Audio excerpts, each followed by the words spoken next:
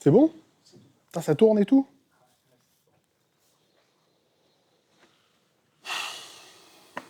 Eh bien, bonjour à tous. Je m'appelle Sylvain. J'ai pas écrit une ligne de C# depuis 14 mois, 7 jours, 8 heures et 37 minutes. J'ai même laissé expirer tous mes comptes Azure. Et maintenant, quand on me propose une licence JetBrains, je me dis que IntelliJ Ultimate, ça me servira peut-être plus que ReSharper. Il y a des javaïstes dans la salle, du coup? Ouais! Des autres choses que des C-sharpistes, on va dire. Pas trop de C#, pas plus que ça. Ah, vous faites quoi comme stack, du coup? Je suis curieux. PHP? Cool. Techno, front, JS, tout ça? Ouais, globalement, ouais. Ok. Qu'est-ce qui reste? Web? Ok. Ah, je m'attendais à avoir beaucoup plus de .NETistes. Allez, j'ai parlé de licence JetBrains, on en a à faire gagner, donc j'avais envisagé un concours, mais alors je sais pas comment le faire du coup. Je vais vous faire bosser, ce sera sur la capta, désolé. Vous allez prendre un post-it, vous allez écrire du côté qui colle, comme ça vous pourrez le refermer. On mettra là-dedans, puis je ferai un tirage au sort. Et je vais vous poser une vieille question. Tiens, faites tourner les... Et pour les gens déjà fournis. Non, mais... de quoi? Pour les gens déjà fournis en licence. On peut Ah, jouer, mais... ouais, joue si vraiment tu veux pas et que c'est ok, il n'y a pas de souci. Je vais vous poser juste une question toute bête, et puis on dépilera à la fin. Si vous voulez des stylos, j'ai des stylos. Ah, regarde. Parce qu'en plus, c'est l'instant pub. Attention, c'est l'instant promo. C'est ma carte de visite en même temps. Ouais, c'est un peu pédant, mais... Oh, bien sûr. T'en as pas déjà, toi? Tiens. Si tu es freelance, toi aussi, tu dois recevoir une fois par an un stylo de pens.com. Au bout de 7 ans, j'ai craqué, j'en ai acheté. Vas-y, juste, vous pouvez écrire... alors, je vais poser, on va dire, 2 questions. Je veux dire, qui c'est qui va gagner Qu'est-ce que je préfère au final? C'est chez Sharp ou est-ce que c'est Java? Et ouais, d'après vous, c'est lequel le meilleur pour moi? Je prévois le troll. Hein. Ouais, pour moi, ouais. Ou pour... ouais, non, pour moi, du coup. Je vous laisse deviner, puis après, on verra. Ouais, c'est pourri comme concours, mais à un moment, il faut faire gagner les licences, on en a plein. Enfin, on en a plein. On en a 2, t'as dit. Ouais. Donc, je vous laisse réfléchir là-dessus, vous le pliez en 2, on récupérera ça plus tard. Tiens, je vous poserai bien une autre question, je vous mets à participation. Hein. D'après vous, c'est quoi les difficultés que j'aurais pu... qu'on rencontre quand on change de stack comme ça, au jugé? Si vous avez des idées, si vous n'en avez pas, c'est pas grave, je raconte tout après. De quoi? Les mots-clés? Ouais. Ouais. Ouais. Ok. Je prends bonne note. Il y a du bon dans ce que vous avez dit, il y a de ça. Il y a un peu de bon sens, c'est bien. Avant de rentrer là-dedans, j'ai envie de vous raconter pourquoi je me suis retrouvé à partir après 15 ans de .NET. Donc je me suis présenté succinctement. Moi, je suis dev freelance. Je suis freelance depuis 7-8 ans. Je suis dev depuis plus de 15 ans. J'ai fait à peu près 15 ans de .NET avant de partir sur ce stack Java. Et il y a une raison. Donc, si on remonte dans le temps, j'ai fait 15 ans de .NET. Et je voulais me lancer un peu dans des trucs autour de l'accompagnement. Et ma dernière mission s'est pas bien passée de ouf. Depuis 2018, je suis freelance. Et en vrai, depuis 2018, j'ai jamais galéré à trouver une mission. Et je trouvais soit une mission qui était cool, soit une mission qui était bien payée, soit un peu plus rarement les deux. Mais globalement, j'ai jamais eu trop de galères. Vers la fin de l'été 2023, donc il y a à peu près 1 an et demi de ça, je sors d'une mission dans laquelle j'étais censé aider des gens. J'avais un rôle officiellement de tech lead. J'arrivais avec une casquette un peu aussi coachcraft et je devais accompagner une équipe qui avait des gros problèmes de pratique. Sauf qu'en gros, j'ai pas réussi à aider cette équipe-là. Pour plein de raisons, ça pourrait faire l'objet d'un talk entier. Le contexte était vraiment pas aidant. Donc ça, c'était pas une mission cool, du coup, c'était une mission qui était très bien payée. Euh, Donc, août-septembre 2023, je finis la mission au mois d'août. Je me dis, cool, je profite de mes vacances. Septembre, le marché repart, je vais chercher une mission. Et en septembre 2023, j'arrive sur le marché et en fait, il y a un truc que j'ai pas su anticiper, c'est que le marché avait changé en un an.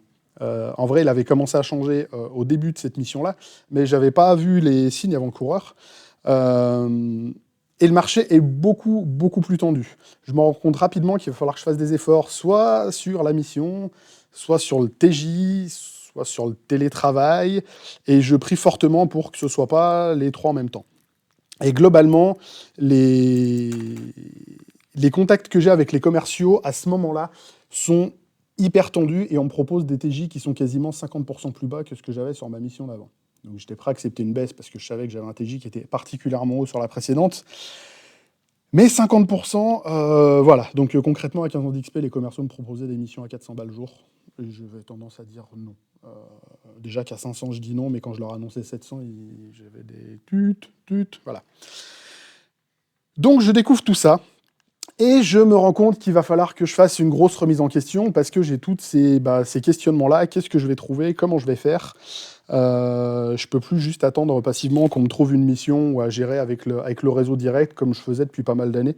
Toutes mes missions, c'était du réseau direct. C'était des potes de potes qui cherchaient. J'arrivais à être au bon endroit au bon moment. Donc je vais devoir me remettre en question et me demander quelles sont mes priorités de fond. Et la grosse question qu'il faut se poser à ce moment-là, c'est je veux et je peux faire quoi au final?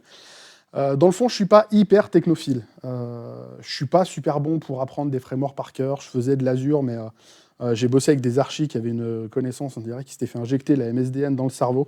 Moi, c'est pas mon cas. Non seulement j'y arrive pas. Euh, Dans le fond, j'aime pas trop ça en plus. C'est pas ce qui m'anime au quotidien.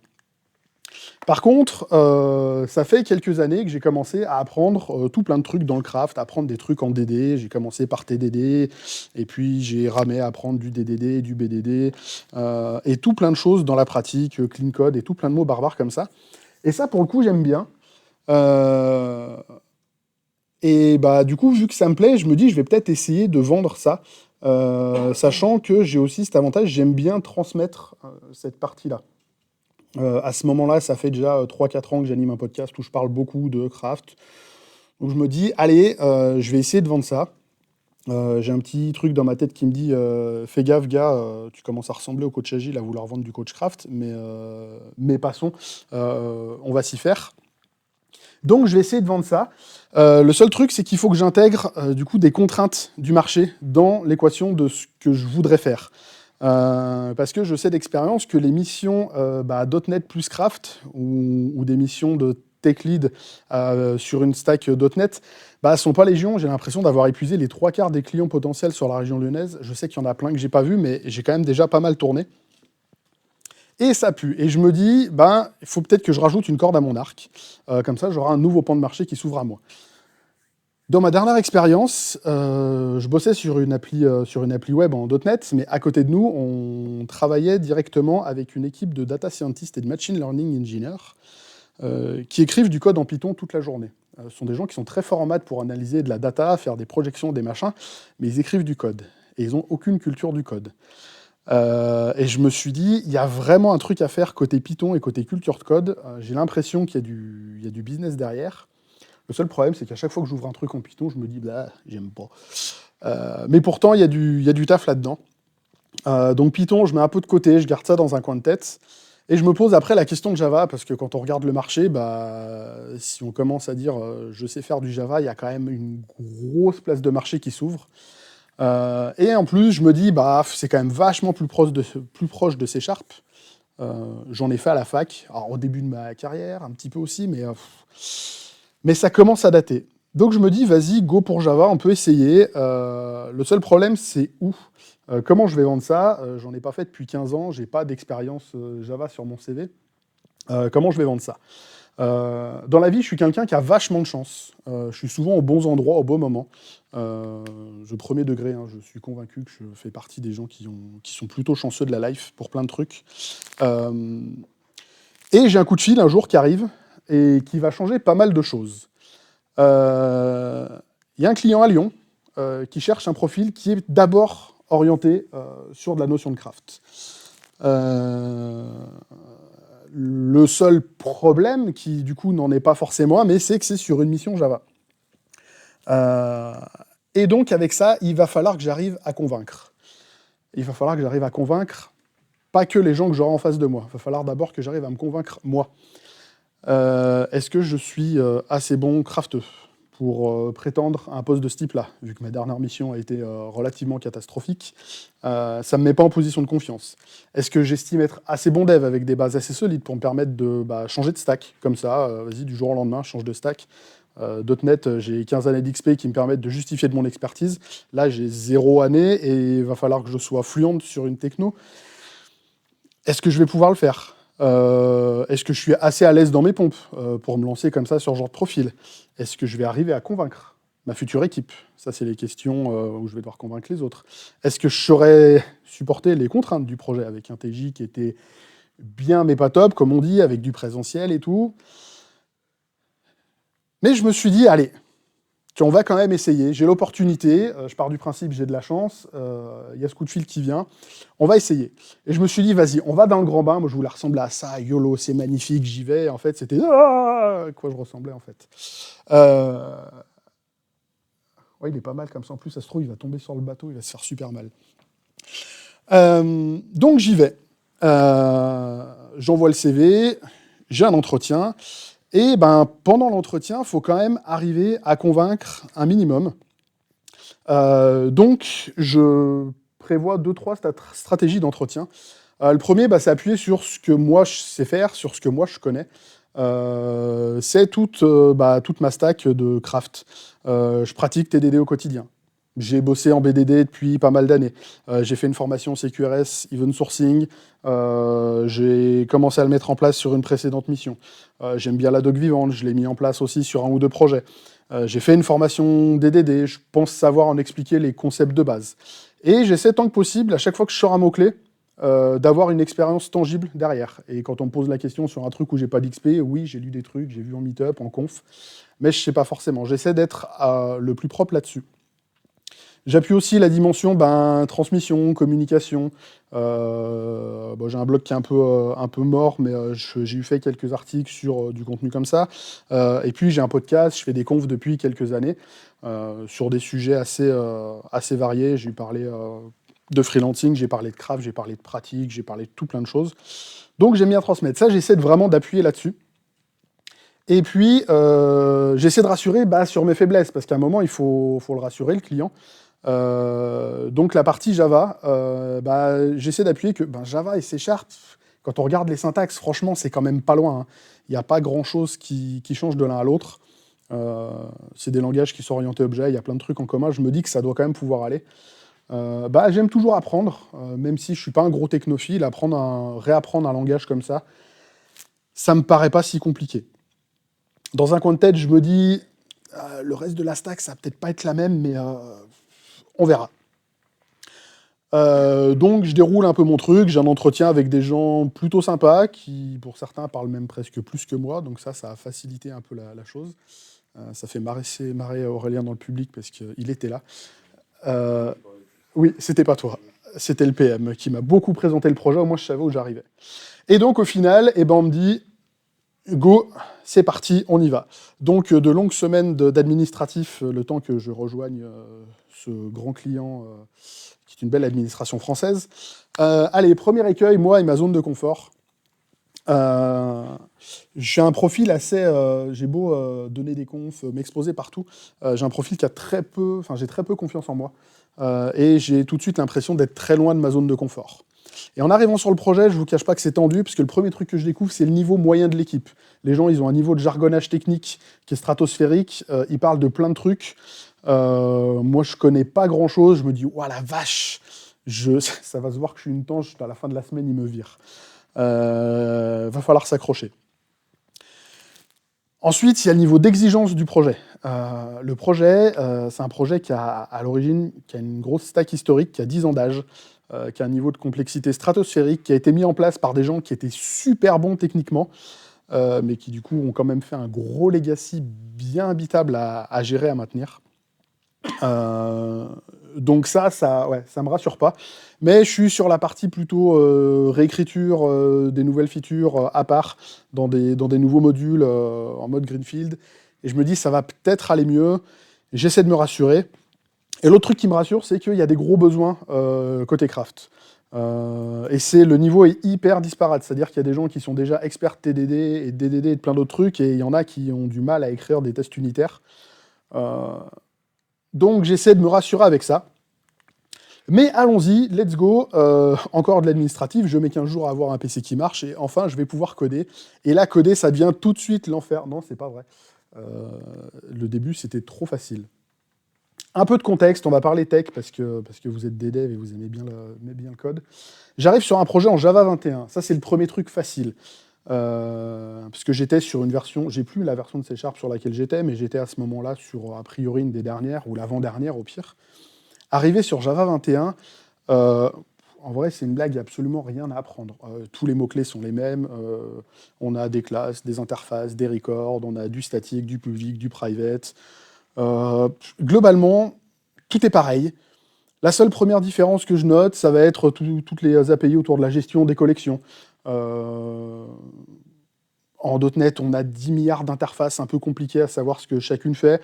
Et au final, en général, de toute façon, on utilise tout le temps la même. Et puis, on fait des selects, des where avec LinkU. En Java, il y a des streams. On ne fait pas des selects, des where, on fait des maps, des filters. OK. Et globalement, c'est de la programmation orientée objet. Donc, je suis pas perdu. De toute façon, j'ai pas changé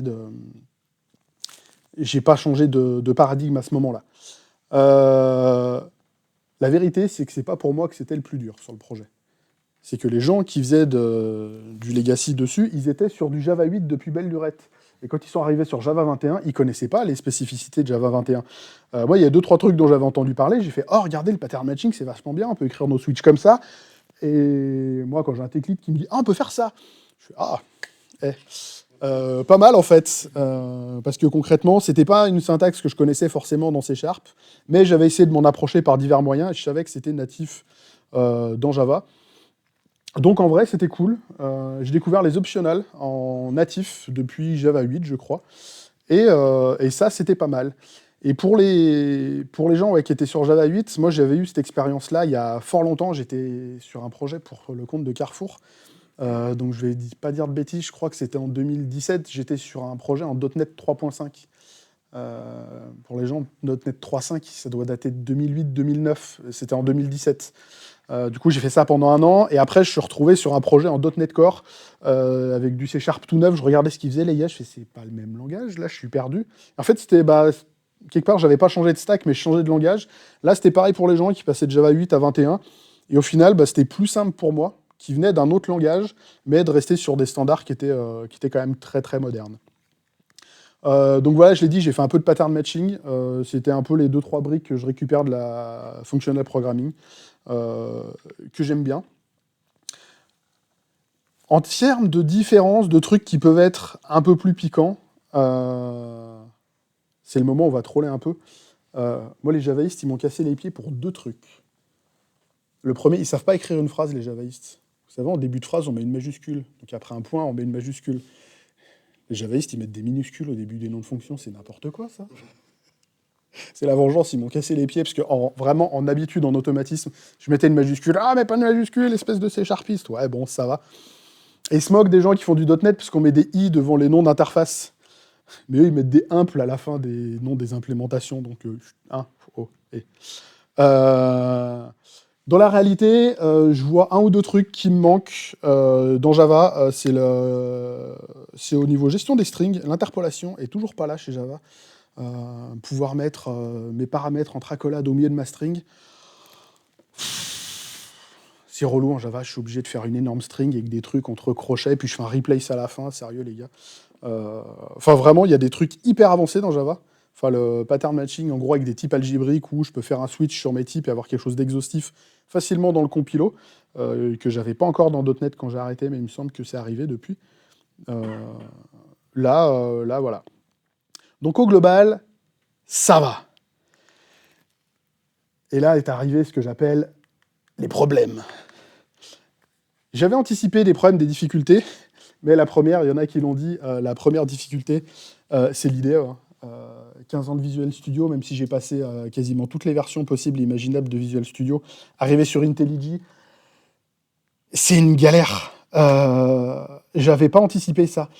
Déjà, l'arborescence projet, la disposition, il faut que je retrouve mes petits, je veux pas repousser l'interface à le mettre dans le sens où moi je bosse. Je me dis, je vais quand même essayer de bosser comme les gens sur place, histoire que quand on fait du pair programming, que tout le monde soit pas perdu sur mon poste, c'est quand même pas ouf. Et le pire, c'était ça, les raccourcis clavier. Les raccourcis clavier de l'enfer. Les premiers jours où je codais, par automatisme, je tapais tous mes raccourcis clavier de Visual Studio. Il se passait des trucs hyper bizarres dans mon idée. Hein. Il y a des fenêtres qui s'affichaient, des trucs qui disparaissaient, des fichiers que je comprenais rien. Donc j'ai fait stop, j'enlève tous mes automatismes, je fais tout à la souris, et j'ai installé un truc qui s'appelle Xkey Promoter. C'est un petit plugin IntelliJ. Dès qu'on fait un truc à la souris, il dit « Ah, ça, t'aurais pu le faire avec tel raccourci clavier. » J'ai laissé ça 15 jours. 15 jours plus tard, c'était OK. Donc, voilà, j'étais content. Et j'ai envie de dire, c'est tout. Eh ben, presque. Bon, pour compiler, lancer des tests, voilà, on s'en sort. C'est pas IntelliJ, mais l'interface, on est sur Bitbucket. L'interface, c'est dégueulasse, mais c'est OK. Et en vrai, ouais, c'est presque tout, en guise de problème, ce que j'ai eu. J'ai une expérience globale que je trouve inférieure à ce que j'avais dans Visual Studio, avec Uncrunch, parce que moi je travaillais à Visual Studio, je travaillais plus qu'avec Uncrunch. C'est un petit plugin de test qui lance les tests en silencieux et qui nous indique en temps réel si les tests sont passés, le niveau de couverture, où ça plante, quel test plante. Enfin, on peut suivre tout le chemin d'un chemin d'erreur à base juste de ronds verts et de ronds rouges. Franchement, ça c'est cool. J'ai pas un truc aussi puissant, aussi efficace sur IntelliJ. Par contre, le refacto est beaucoup plus puissant avec les outils de JetBrains, donc je n'étais pas non plus perdu parce que j'avais un ReSharper sur Visual Studio. Si un jour vous faites le truc et que vous êtes sous Visual Studio, mettez ReSharper et dites-lui, mets-moi les raccourcis clavier en mode JetBrains. La transition sera beaucoup plus simple. Je ne l'ai pas fait, et tant pis. Mais au global, IntelliJ, ouais, faut prendre un peu le temps. Il y a des trucs que j'aime moins dedans, mais en vrai, ça passe. Quand je dis c'est tout, alors là, en bas, je ne sais pas si ça a marché, là, on voit, ça c'est Java. Et là, il y a tout le reste de la stack qu'il va falloir que j'apprenne. Donc j'ai beau dire, ouais, c'était facile. Bon, on va le faire un peu, j'allais dire, dans le désordre, dans les trucs qui m'ont causé quelques soucis, on va dire. On a un WSL, parce que le client, il dit, les PC, il faut qu'ils soient sous Windows. Mais on a plein de trucs qui marchent mieux sous Linux. On a besoin de Docker en local, qui est devenu payant pour les entreprises sous Windows. Donc, on a WSL pour avoir notre Linux dans Windows. Je ne suis pas un grand Linuxien, mais le pire, c'est un fake Linux sous Windows. J'ai l'impression d'être retombé en 2009, quand on avait une VM sous Windows, et qu'au lieu d'avoir un système qui marche, on en a deux qui rament. Sauf que là, avec WSL, en plus de ramer, c'est pas stable. Donc, c'est assez sympa. Vraiment, ça, j'aime pas, je suis pas fan, faut faire... Mais ça, c'est plus inhérent quelque part au client qu'à la stack, même si ça arrive d'en avoir discuté, ça arrive à pas mal d'autres gens de se retrouver avec un WSL dans Windows. Après, il y a un truc qui s'appelle Maven, alors je connaissais pas. Au final, ça fait partie des choses dont je me fous un peu. Maven, ça va me permettre de compiler, de lancer des trucs. J'ai appris les 3 commandes qui vont bien. J'ai pas à paramétrer, à le mettre en place au début, donc j'ai appris à faire un MVN, install, verify, et puis j'ai dit 3 commandes. Non, ces 2-là me suffisent globalement. J'ai quasiment rien besoin de lancer d'autres. Donc en vrai, ça va. Au début, je voulais essayer de comprendre ce que ça fait, comment ça se paramètre et tout, puis j'ai pas de plus-value là-dessus, c'est pas intéressant. Le suivant, c'était Kafka, qui était dans la stack historique. Kafka, j'aurais pu le croiser sur un de mes projets .NET, et puis ça s'était pas fait. Je craignais un peu le truc. Je crains toujours de rentrer dans les bas-fonds de Kafka. Mais au global, c'est un système de messaging.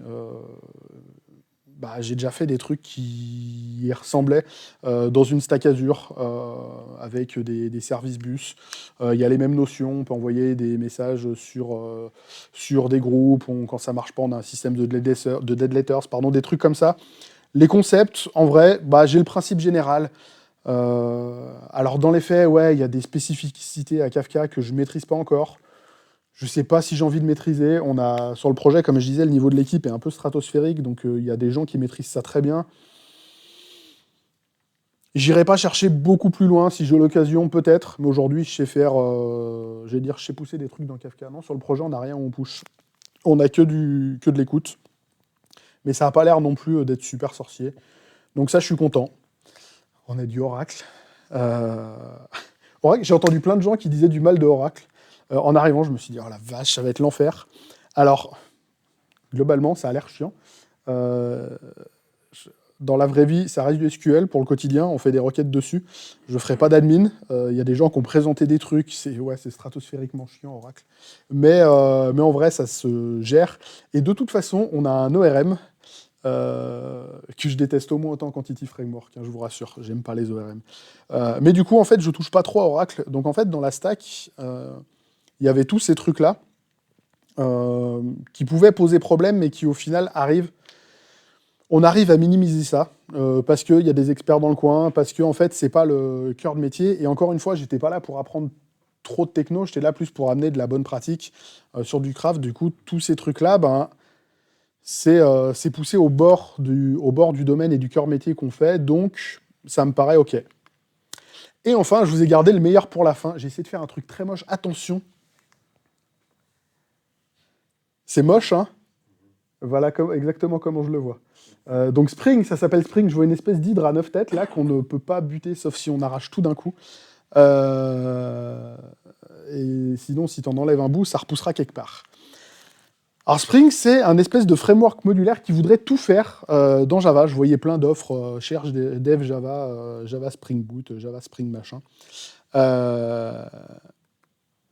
Ça a l'air, je sais pas, les devs ont l'air d'adorer ça, de vouloir absolument faire du Spring partout. J'ai plein de trucs à reprocher à Spring. Donc ça voudrait tout faire, et comme les trucs qui veulent tout faire, ça me pose 2-3 problèmes. Le premier, c'est que c'est hyper intrusif. Quand je mets une brique de Spring quelque part, j'ai l'impression de tirer plein de choses en même temps. Ça fait plein de trucs, peut-être de la bonne manière, mais un des problèmes que j'ai, c'est que je pense qu'il y a beaucoup de devs qui ne comprennent pas vraiment comment ça fonctionne dessous et comment en tirer le meilleur. Du coup, j'ai souvent la réponse du « ouais, mais ça c'est Spring, c'est magique, c'est gratuit ». Je le cite souvent, mais j'ai un collègue qui m'a déjà sorti une fois « si c'est magique, c'est que tu n'as rien compris ».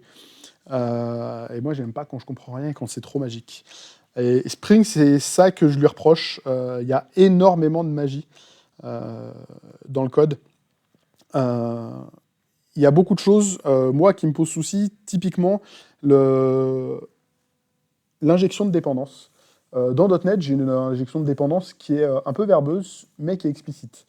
J'ai une interface quelque part, j'ai potentiellement des implèmes, et je vais avoir une brique au démarrage de mon appli, je vais lui dire, telle interface, c'est tel implème, dans telle situation, je peux facilement paramétrer, lui dire, non, dans tel cas, tu prends tel implème, dans tel autre cas, tu prends tel autre implème. C'est explicite, c'est facile.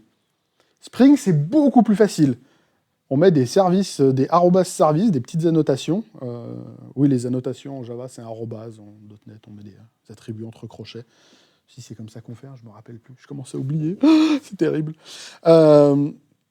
Donc, à la base, c'est super simple. Sauf que si on veut lui mettre Spring, on veut lui mettre 2 implèmes pour une même interface, à la compile, il fait non, je fais comment? Moi, je sais pas laquelle il faut prendre.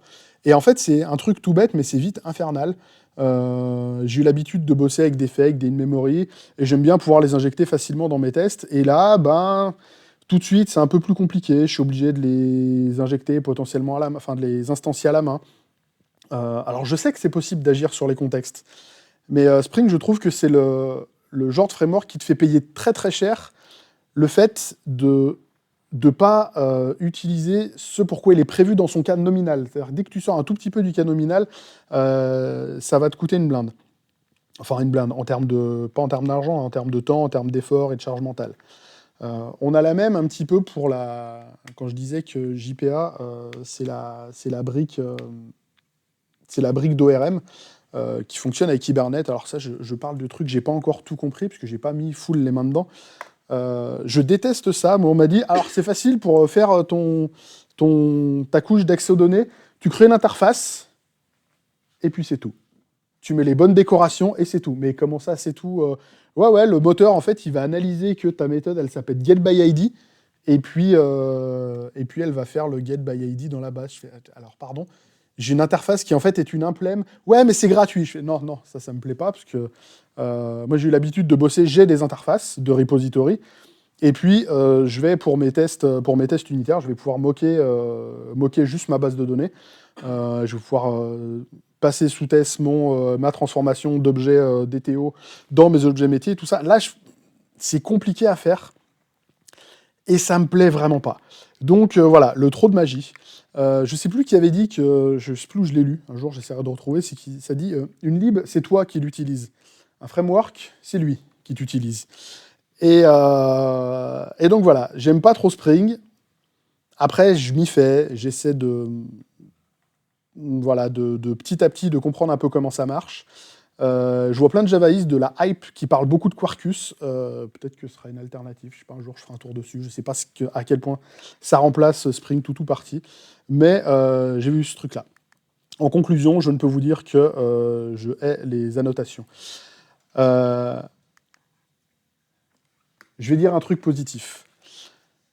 Spring, si on fait pas gaffe, on va avoir tendance à en mettre partout. Quand on a une approche centrée sur le domaine, je fais de l'archi-exa, on veut toujours garder tout le code de notre domaine, notre code métier, pur, qui soit indépendant de toute lib extérieure, de tout framework. En général, on n'a que notre stack de notre langage de base, éventuellement une lib de maths, parce que ça peut toujours être pratique de faire 2-3 opérations, mais rarement plus. Quand on a Spring, ça peut aller très vite de se retrouver avec des annotations un peu de partout dans notre code. Pour moi,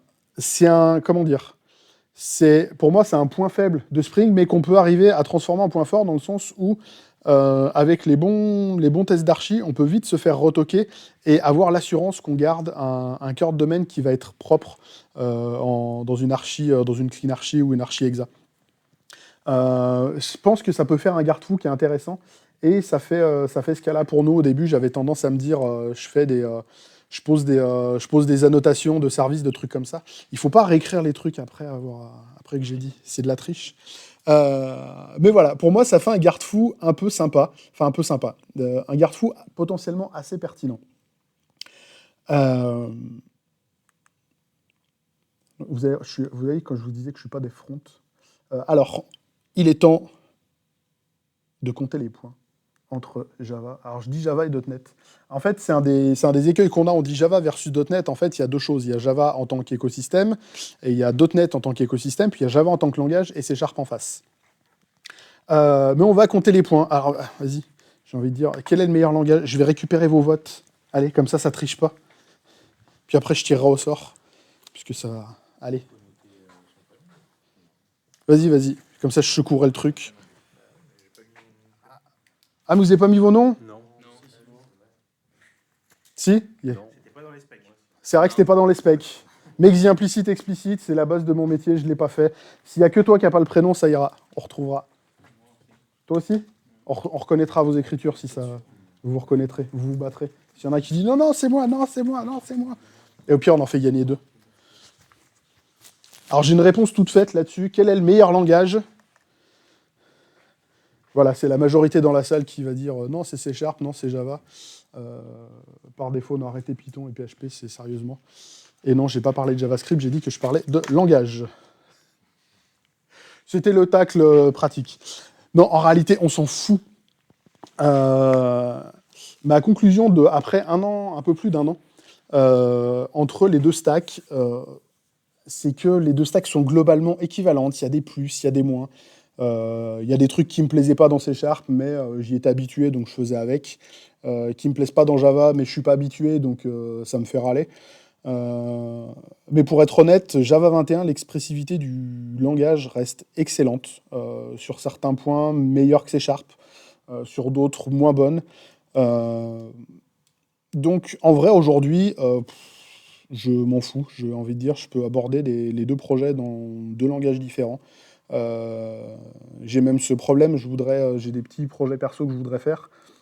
Des fois, j'hésite maintenant sur la stack avec laquelle commencer parce que historiquement, j'étais plus à l'aise sur ma stack C Sharp.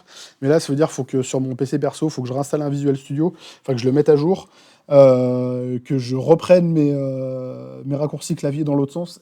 Et en vrai, je sais pas, c'est une vraie question. Donc il y a un projet, je vais le faire en Blazor, donc ça sera forcément C Sharp. Mais pour d'autres trucs, au quotidien, ben ouais, j'ai quand même pas mal switché mentalement. Et profitez pour switcher de stack tant que vous êtes jeune, parce que passer 40 ans, c'est moins drôle. Maintenant que j'ai dit que la stack, globalement, les deux sont sympas, on va faire grincher un peu. Et la meilleure communauté. Alors, pourquoi c'est important? Parce que globalement, c'est défini plus ou moins avec qui tu bosses. Mais j'ai quand même envie d'en parler. Je veux pas troller des personnes, en vrai. C'est plus ce que je ressens d'être dans une équipe qui fait du Java depuis quand même longtemps. J'essaie de garder du recul, à pas me dire ce que je vois au quotidien, c'est l'état global de l'écosystème Java d'un point de vue humain. Mais on est quand même une équipe qui est super large. On a une cinquantaine de personnes. Comme je le disais au début, il y a des gens très très pointus, il y a des gens qui sont excessivement bons sur leur domaine. Donc quelque part, je me dis que ben, ça se trouve, en un certain sens, j'ai peut-être croisé ce qui se fait de mieux dans cet écosystème, d'un certain point de vue. Mais il y a quand même des travers qui viennent peut-être de cet écueil-là d'avoir des jambons, mais je trouve qu'il y a un goût excessif pour la complexité accidentelle et les usines à gaz. La complexité accidentelle, reminder rapide de ce que je veux dire par là, on a 3 niveaux de complexité dans le logiciel. On va avoir la complexité essentielle, c'est le métier qu'on est en train de modéliser. Si le métier est compliqué, ben, on ne va pas faire du code ultra simple. Il y aura des règles de gestion qui seront aussi compliquées que ce qu'est la vie réelle, plus ou moins. On va avoir une complexité essentielle. Ben, on a besoin de sauvegarder en base de données, on a besoin de mettre en ligne, on a besoin de faire des appels REST. Ça, c'est de la complexité essentielle. On s'en passerait bien, mais on ne peut pas. Il faut que ce soit accessible dans le web. Et puis, on a la complexité accidentelle, c'est celle où on n'a pas fait exprès d'en rajouter. C'est les overheads de conception, c'est les 18 couches d'héritage avant d'arriver sur notre classe terminale. C'est le fait d'avoir des fichiers de 5000 lignes qui font 12 000 trucs, on ne sait pas trop comment. Et là, le projet sur lequel je suis, il y a eu une époque où il y a eu un certain goût pour la complexité accidentelle et les usines à gaz. Alors, les usines à gaz, ouais, ça ment pas. Il y a vraiment les mecs prennent une nuit entière. Enfin, ils commencent, je crois, vers 21h. Quand ça se passe bien, à 22, 23h, ils ont fini. Puis des fois, à 4h du mat, enfin, on voit le mail de 4h30. Ouf, enfin, on a terminé, on va se coucher. Il fait chaud, les gars. On fait un truc là, ça pète là-bas, on sait pas pourquoi. C'est un truc qui existe partout, dans toutes les stacks et tout, mais je trouve que c'est un autre level dans ces équipes-là. Et étant sur une partie de projet où on essaie de faire du neuf, qui soit plus propre, qui soit plus maintenable dans le temps, une des cibles qu'on a, c'est de faire des choses plus simples. Et il y a des gens qui partent tout de suite sur des trucs hyper compliqués, pas parce que c'est trop cool de faire des trucs compliqués, mais parce qu'on a l'habitude, on ne se rend pas compte que c'est compliqué et que les gens qui vont arriver derrière, ils vont ramer. Donc pour moi, c'est un peu un des problèmes. L'autre souci que je vois, c'est avantage-inconvénient, c'est qu'il y a une grosse dépendance à des libs open source. J'aurais pu le remettre, là, le gros schéma. L'entièreté du web est tenue par une petite brique maintenue tout seul par un dev au fin fond du Nebraska. L'open source, je pourrais en dire du bien, du mal. En vrai, c'est cool, mais des fois, il faut faire gaffe. Le plan du mais si, il y a une lib open source qui s'en occupe. Elle a été mise à jour quand? Qui c'est qui la maintient? Donc voilà. Par contre, c'est globalement des gens qui vont avoir beaucoup plus d'habitude d'aller contribuer. Dans le monde .NET, c'est quelque chose que j'ai vu très très peu. Des gens qui vont se dire bah, je vais publier, j'ai écrit un petit bout de lib, je vais le publier en open source, ou bah, ce lib là il lui manque un truc, je vais faire un push dessus, je vais faire une PR. Donc ça c'est important. Et je vais le redire, pourquoi c'est important de se poser la question de la commu. Je troll en disant quelle est la meilleure, c'est plus quelle est la commu qui me ressemble le plus, avec laquelle je me sens le plus à l'aise, parce que Concrètement, c'est le genre d'équipe et le genre de personnes avec lesquelles on va bosser tous les jours. Ça, c'est une vraie question. Euh, et toi, avec qui tu veux bosser? Vraiment, ce violet, je ne me remets pas. Normalement, je vous jure, c'est noir. C'est un plat de noir derrière. Donc, j'ai envie de parler recrutement. Euh, Personnellement, j'essaie de vendre au maximum du craft. Et en tant que pratiquant de DDD, j'essaie toujours de me concentrer plus sur la valeur, sur le produit, en essayant d'asservir tant que possible la technique aux besoins métiers et produits. Et avec cette optique-là, je vous avoue que j'ai encore du mal à comprendre pourquoi on silote autant sur la stack technique. Quand on recrute un tech lead, qu'on cherche à avoir quelqu'un qui a 5, 10, 15 ans d'expérience sur la stack sur laquelle on recrute, pour moi, c'est OK. Avec ce que j'ai fait là en un an, je ne m'estime pas être dans le top 10 mondial des meilleurs devs de la planète. Je ne suis pas faire de fausse modestie, je ne suis pas mauvais, mais je suis loin d'être une star. Très très loin. Et j'ai réussi à changer de stack sans gros efforts particuliers. Donc, je trouve vraiment ma conclusion au bout de tout ce temps, c'est qu'on silote à fond et on se prive potentiellement de profils hyper bénéfiques pour les projets.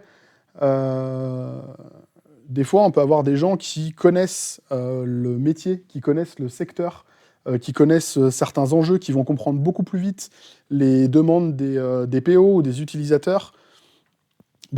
Et on ne les recrute pas parce que, non, il n'y a pas la bonne stack technique, il n'y a pas 10 ans d'XP sur... mais en fait, les technos, elles s'apprennent.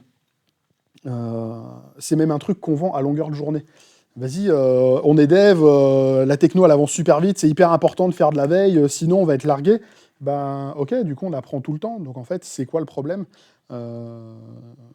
Les devs front le savent mieux que les autres. Il faut changer de... Non, c'est plus très vrai maintenant. Avant, fallait... Maintenant, c'est DevOps. Avant, fallait changer en JS, fallait changer de framework tous les 2 ans. Voilà. Et je trouve ça terrible. Mais du coup, ça veut dire qu'on sait apprendre. C'est notre métier, on sait apprendre des nouvelles stacks. On sait apprendre des nouveaux langages, des nouveaux frameworks, des nouvelles libs. Et je trouve ça vraiment super dommage qu'on se silote à ce point. Et moi, j'ai envie de poser la question, la faute à qui? Pourquoi on silote comme ça? Du coup, c'est encore la faute aux recruteuses. Ouais, c'est forcément la faute aux recruteuses. D'ailleurs, j'aime aux recruteurs. Mais en fait, les recruteuses et les recruteurs, qui c'est qui leur dicte les mots-clés pour faire leur recherche? Concrètement, les profils qui arrivent sur les équipes, c'est pas parce que c'est le monde du recrutement qui les pousse comme ça, c'est parce que c'est nous, c'est ce qu'on demande. J'ai souvent eu plein de levées de boucliers quand je dis ça, mais oui, mais on peut pas prendre quelqu'un qui connaît pas notre techno. Et ben en fait, si, précisément, on peut prendre quelqu'un qui a jamais fait de la techno. La première fois qu'on a fait une techno, c'était la première fois, et puis on a appris, et il y a des gens qui nous ont laissé notre chance. Comme je l'ai dit, c'est un silotage qui me paraît justifiable quand on cherche des profils qui sont seniors, qui sont experts de la stack, et qui pourront justement accompagner les autres sur leur montée en compétences. Et on le fait déjà. Pour moi, si on silote aujourd'hui, c'est que c'est un problème très personnel. Je vais faire attention, je vais faire la thérapie de toute une communauté de devs planétaire. Je pense que la plupart des devs n'assument... Enfin, comment dire? Il faudra assumer que notre valeur, c'est pas notre stack. Parce que si notre valeur, c'est pas notre stack, on devient remplaçable par d'autres devs, par des IA. Notre valeur, elle devrait être centrée sur la compréhension de ce dont les gens ont besoin, de ce que les utilisateurs, les utilisatrices voudraient avoir comme appli. Il faut qu'on apprenne à comprendre ça et à le transformer en code. Notre plus-value, elle n'est pas à pisser du code au kilomètre. Et obfusquer des trucs parce qu'on a peur de se retrouver inutile, c'est précisément ce qu'on appelle du gatekeeping. Le gatekeeping, c'est un peu le gatekeeper, c'est un peu le gardien du temple. Vas-y, je suis le seul sachant, je vais surtout pas diffuser mon savoir, comme ça je reste le seul sachant sur ce truc-là. Et je trouve ça un peu dommage, on se crée une problématique d'enfermement qui cause, à mon sens, la faillite de certains projets. on va chercher uniquement des profils qui nous ressemblent. Alors, encore une fois, ça peut se justifier, mais avoir que des profils qui nous ressemblent, c'est refuser des personnes qui ont des connaissances métiers qui peuvent être cool, et on se bloque aussi comme ça plein de profils. On va plus facilement refuser des gens qui ont moins d'XP mais qui pourraient apprendre plus vite que des gens qui ont de l'ancienneté mais qui sont parfois un peu butés et qui campent sur leur position. On va se refuser des gens qui sortent de reconversion et qui ont eu d'autres métiers qui des fois sont super intéressants à intégrer dans les équipes. Je trouve ça vraiment assez dommage. Et au final, on ostracise volontiers plein de profils, parfois, jusqu'à aller à refuser des profils qui vont avoir certains accents, sous couvert de «ouais, mais tu comprends, ça va compliquer la com de l'équipe». Alors qu'en fait, on sait pas, on a du mal à râler quand le management envoie tous les devs à l'étranger, en Roumanie, en Tunisie, en Inde, en Chine, on ne sait pas où. Mais dès qu'on a un profil étranger sur le projet, des fois, ça râle un peu. Moi, ce que j'ai envie de dire, c'est que ça ne sera jamais forcément de plus d'expertise qu'on a besoin sur les projets, ce sera plus des yeux et des regards neufs qui pourront nous apporter de la contradiction et de la nouveauté, parce qu'en l'état, j'ai l'impression que sur les projets, on fait beaucoup un peu les Shadok. On continue à pomper sur les mêmes pratiques qui étaient pas dingues par le passé. Donc j'ai envie de dire, ce serait cool globalement d'abaisser un peu ces barrières-là, les barrières tech, les barrières humaines, et j'aimerais pouvoir y gagner. Je ne changerai pas la tech ce soir ni rien, mais c'est ma participation à ça, je trouverais ça vraiment cool. Une petite conclusion, moi je suis très content d'avoir fait ce switch. C'est pas comme si c'était un switch de stack qui est définitif. Je me réserve le droit de repartir sur une stack .NET, de rester sur une stack Java. Pour l'instant, je reste sur cette mission-là. C'est cool, il y a encore plein de trucs à apporter. J'apprends encore plein de choses, que ce soit dans mes connaissances brutes sur le craft et toute la dimension bonne pratique, que ce soit sur la transmission avec les écueils de transmission que je peux avoir au quotidien. J'apprends plein de choses sur une nouvelle stack sur laquelle, à la base, je connaissais rien. Je vois qu'il y a des outils qui sont plutôt cool dans cette stack que j'avais pas avant, ou vice-versa. Donc vraiment, il y a plein de trucs intéressants. Et quand je reviens sur mes petits projets, .NET, j'ai un regard qui est vachement plus neuf. Donc je suis vraiment content de l'avoir fait et de pousser là-dessus. Et je ne sais pas si j'aurai l'occasion professionnelle de le faire, mais par l'avenir, j'aimerais vraiment changer encore une fois de stack. Je garde toujours ce que je vous disais au début, cette idée de mettre le nez dans la stack Python. Parce que vraiment, j'ai vu des trucs un peu catastrophiques au niveau du code. J'ai vu des équipes entières passer 4 mois à dire non, faut qu'on réécrive toute notre API parce que c'est les Azure Functions qui font ramer. Alors peut-être que c'était pas le plus performant de votre API REST dans des Azure Functions, mais promis, je pense qu'il y a 2-3 trucs à regarder avant de dire que c'est que la faute à Azure si ça rame. Donc ouais, en conclusion, si vous avez envie de tenter l'XP, essayez de le faire. C'est pas facile parce qu'il va falloir convaincre des gens. Enfin, va falloir vous convaincre vous-même, va falloir convaincre des gens, et va falloir un peu forcer le destin parce que tout le monde du recrutement ne recrute que sur de la stack. Donc si vous voulez passer outre, il va falloir trouver par du contact direct, il va falloir trouver d'autres moyens d'accéder à ces postes-là, à ces missions. C'est quelque chose que j'ai pu faire parce que j'ai un réseau qui va bien, parce que je suis freelance, je suis assez libre de ça. Si vous êtes salarié en ESN, voyez avec vos managers, vos commerciaux, rejoindre un projet en interne, une fois, ça fait une ligne sur le CV, et puis je pense qu'il y a plein de façons de le faire, mais si vous avez envie de le faire, moi je vous invite vraiment à tenter les autres stacks. Je trouve ça assez intéressant. J'ai envie de vous mettre 2-3 ressources. Alors ça, c'est de l'auto-promo, Pumpkin Dev, c'est chez moi. Ça, c'est mon profil LinkedIn. J'ai soft quitté Twitter, donc je ne mettrai pas mon handle. Je suis sur Blue Sky. Donc je parlais de podcast. Une partie de ce que je vous ai raconté est déjà en podcast sur le podcast Pumpkin Dev. Le pointeur se voit pas. C'est pas grave. N'hésitez pas à aller voir là-dessus. J'ai une série voilà, j'ai 2 épisodes. Faut que j'en fasse un dernier. J'aimerais pouvoir analyser plus sérieusement, on va dire, toute la partie recrutement, comment le sourcing se fait sur les mots-clés. Donc pour ça, il faut que je discute avec des recruteuses. C'est prévu, mais ça viendra peut-être un jour. Et si vous êtes curieux, Daniel Pétisme, à l'époque, je crois que c'était en 2019, dans ces eaux-là, il a fait le voyage inverse. Donc c'était journal d'un dev Java dans un monde .NET. Avec son aimable autorisation, je lui ai pompé le titre. Euh, donc, eh ben, merci à vous. Voilà, je suis arrivé au bout.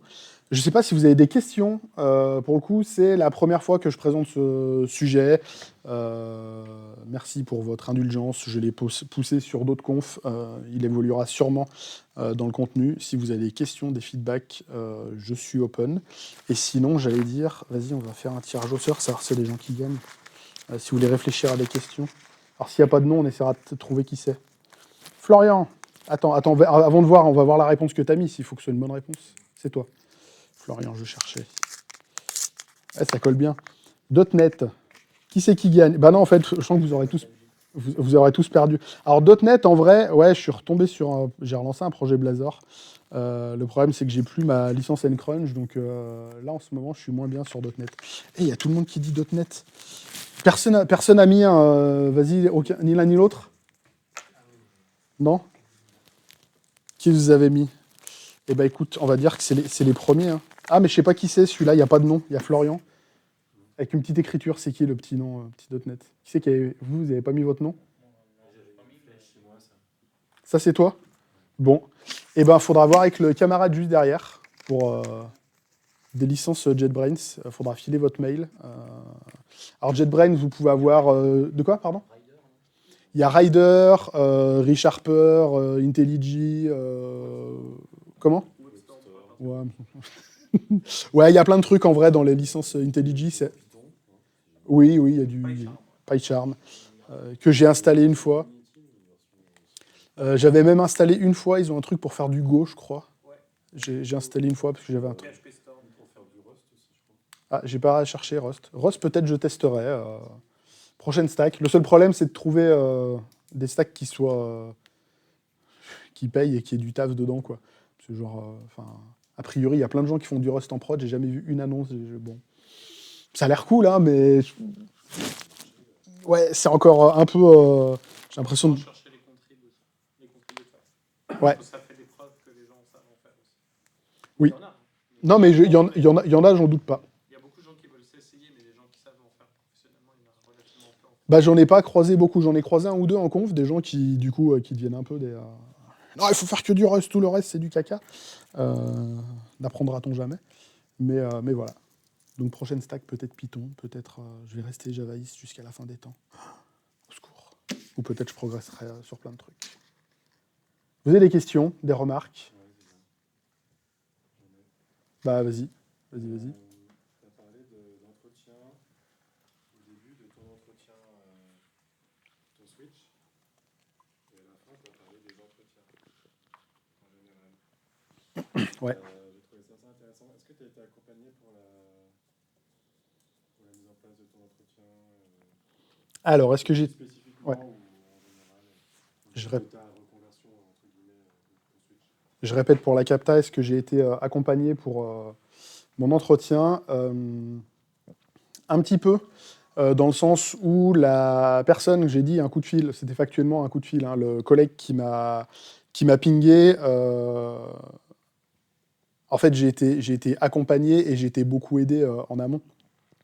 Le collègue qui m'a poussé cette mission-là, en gros, ma stratégie, je les tiens de... J'ai pas fait d'entretien, d'entraînement. Par contre, il me disait concrètement, oui, il faut rassurer sur Java, rassure-les. Mais lui, il a fait du lobbying aussi en même temps en disant, les gars, vous n'avez pas trop de crafteux, enfin, vous n'avez pas assez de crafteux. Des experts Java, vous en avez plein. Donc, essayé de mettre ça de côté. Du coup, lui, il a fait son lobbying en amont. Et après, il m'a dit appuie sur. En vrai, je sais plus ce qu'il m'a dit, mais je sais qu'il a dû me dire des trucs comme ça. Je lui fais pleinement confiance. Euh, donc, ouais, j'ai été aidé un petit peu. Pas tant que ça. Après, j'ai la chance d'être à l'aise en entretien. Si ça passait pas, c'est que je faisais pas l'affaire. C'est pas que j'ai raté l'entretien. J'arrive à être pas trop stressé, je suis naturel. Du coup, si ça passe pas, c'est que les gens ils aiment pas ma tronche et c'est ok, ça arrive. Par contre, ouais, si vous devez le faire et que vous n'êtes pas à l'aise à cette idée-là, si vous avez moyen de vous faire accompagner, de faire un premier entretien test ou des choses comme ça, faut pas hésiter à le solliciter. Euh, N'hésitez pas à me pinguer si jamais ça arrive. Je dis pas que j'ai toujours du temps, mais des fois ponctuellement face à une offre, peut-être je pourrais faire un espèce d'entretien à blanc. Puisqu'aujourd'hui, ça fait partie des trucs, je voulais dire en conclusion, mais là où je suis content sur ce projet, c'est que j'ai cette partie dev, cette partie accompagnement, mais je fais plein d'autres trucs. J'ai commencé à mettre mes mains dans le legacy historique, ça rend pas du rêve. Mais j'ai commencé à mettre des mains un petit peu dedans, et puis on fait passer des entretiens pour recruter les nouveaux profils. Et ça, c'est assez cool de participer à l'agrandissement de l'équipe, d'essayer de trouver de mettre les gens à l'aise.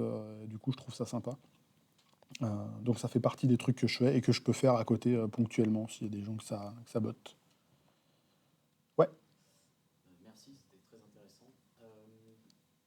Tu parles que déjà nous on a beaucoup recruté en fait des développeurs Java qui n'avaient jamais fait de C# et du coup je trouve que ça change un peu quand tu mets l'accent sur le côté craft, ce que peut apporter à l'équipe Ouais. une personne craft. Donc je pense que les choses changent un peu. Et ma question c'était plutôt est-ce que ça s'est pas passé de manière plus smooth cette transition que ce que tu avais peur initialement à l'origine de changer de techno, un peu le syndrome de l'imposteur qui a pris le dessus au départ ou pas?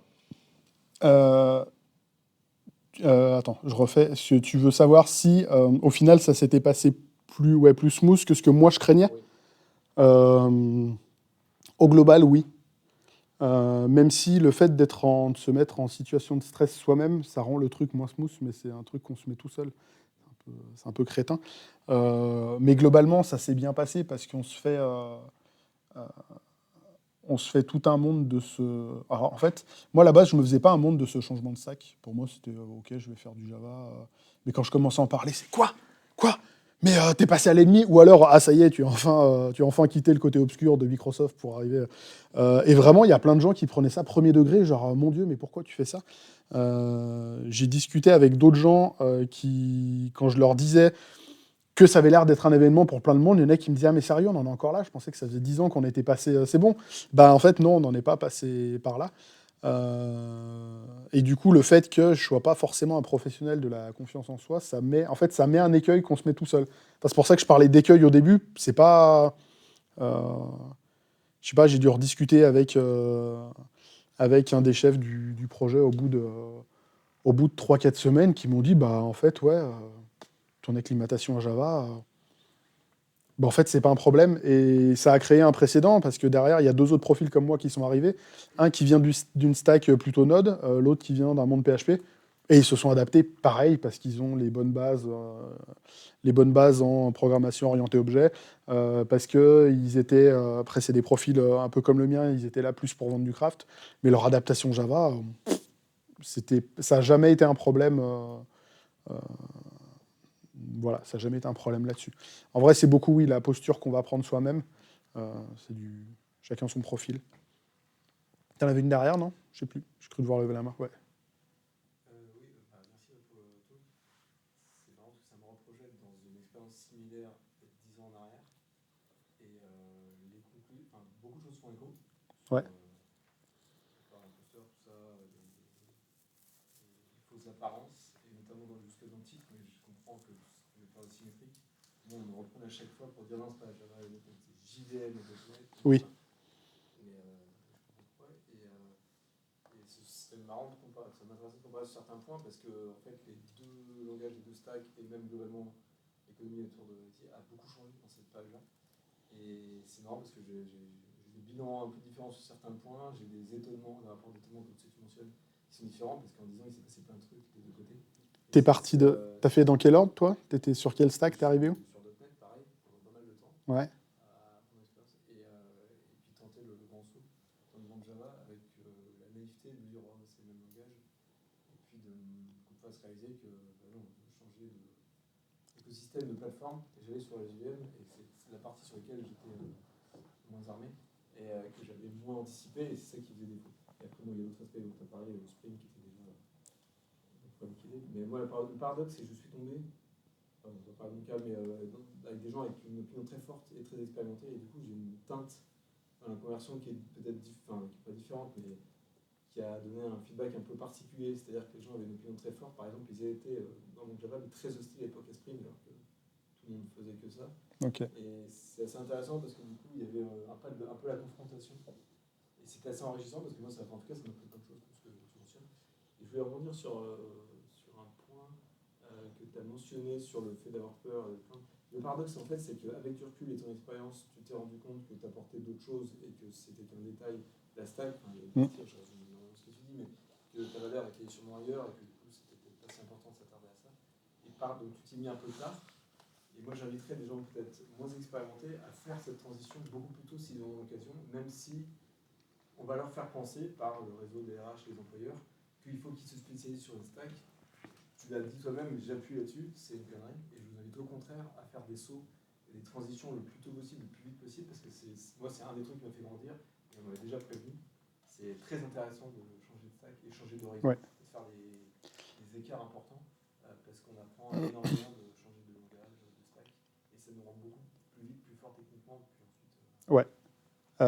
J'ai vu passer, j'ai pas eu le temps de le lire, j'ai vu passer un post LinkedIn comme quoi de temps en temps il y a un truc intéressant qui arrive sur LinkedIn. Quelqu'un qui disait il ne faut pas confondre expertise et spécialisation. Et le postulat de base avait l'air intéressant. Mais effectivement, ouais, ça apporte vachement de changer. Et plus on reste longtemps dans une stack, et plus on s'enferme dedans. Même si on a une grosse expertise, c'est cool. Ça se monétise en plus, hein, factuellement. Bonjour, j'ai 2 ans d'XP .NET, bonjour, j'en ai 15. Les TJ, globalement, ne sont pas tout à fait les mêmes, même si ça ne crève pas le plafond, ça change un peu. Mais d'arriver à passer... d'avoir la force de passer de l'un à l'autre, ça a pas mal de valeur, mine de rien. Et d'un point de vue qualité de l'approche générale de dev, moi je trouve ça quand même assez cool de pouvoir... je trouve on apprend quand même vachement. Et pas faire juste, parce que je faisais beaucoup d'autres langages, mais en kata.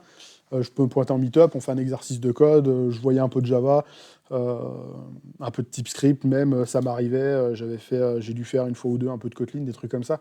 Déjà, quand on en fait 1 heure comme ça, j'en ai juste aucun souvenir. Et puis on prend pas la mesure de l'écosystème qui est le plus gros de l'apprentissage, effectivement. Surtout entre Java et C#, qui sont 2 langages très proches. La différence se fait à l'écosystème. Il y en a d'autres, effectivement, si on part... je ne l'ai pas dit au début, mais ça, des fois, je le dis. Je veux dire, je suis passé de C# à Java, je ne suis pas parti en Scala ou en Haskell. Ça va, c'est tranquille hein, comme changement de stack. On ne va pas partir sur un projet Haskell. Ça, peut-être, je ne ferai pas. Je n'ai peut-être pas envie de mourir tout de suite, mais voilà. Ouais. Moi, j'ai plusieurs questions, donc s'il y a d'autres personnes, je laisserai la main. Perso, j'ai eu la chance, moi, de commencer en 2015 le dev, et j'avais été formé sur la stack, l'écosystème Java, scolairement parlant, donc Ouais. en gros sur le langage, et sur l'écosystème, je connaissais rien, donc c'était un peu chaud, quoi. Et je me suis retrouvé dans une boîte d'expertise Java où il n'y avait que des gens qui savaient parfaitement maîtriser l'écosystème, et je trouve que le retour que tu fais sur Spring, je l'ai ressenti à l'époque aussi. Et, À l'époque, Spring, c'était pire, je crois. en fait, pas tellement. De ce qu'on m'a dit... Il y avait Spring Boot existait à peine et était sorti, mais il y avait peu de projets qui avaient démarré sous Spring Boot. Et c'était assez difficile, mais en même temps, j'étais repassé avec la création de bin à la main en XML. C'était hyper verbeux, mais j'avais un peu plus la maîtrise sur justement l'injection. Tu vois, tu décris exactement quelle classe va charger dans quel implème. Et c'était assez cool, et c'est vrai que au final, c'est vraiment qu'on a créé de l'informagie. Alors, je ne connais pas l'écosystème .NET, mais... il y en a aussi par endroit. Mais j'ai pris l'exemple de l'injection de dépendance parce que La verbosité me dérange pas dans le sens où j'ai un truc explicite que je maîtrise vraiment. Sur mes derniers projets .NET, non, toute ma brique d'injection de dépendance était sous test. Je savais que dans tel contexte, je pouvais injecter tel truc. J'avais une partie de mon injection qui était même inclus dans mes tests unitaires. J'avais que mes adapteurs qui étaient spécifiques. Et je trouvais ça hyper confortable, hyper puissant. Là, mettre des tests unitaires sur des annotations, je suis pas convaincu. J'en venais là, est-ce que tu as essayé de déclarer des bins à la main, déjà pour voir un peu ce qui se passe dessous, sous Spring Et si oui, par exemple, dans une stack de tests, moi j'avais eu l'expérience de déclarer mes bins à la main, ce qui était plus facile pour surcharger toutes ces mécaniques annotationnelles, je n'ose le créer, et ça me permettait d'avoir un peu plus la maîtrise. Et ça, j'avais vu ça dans un livre qui était hyper bien, de Spring par la pratique, d'un des mentors que j'avais eu à l'époque, d'Arnaud Kogoluen, qui aujourd'hui bosse chez VMware, qui est la boîte qui gère Spring.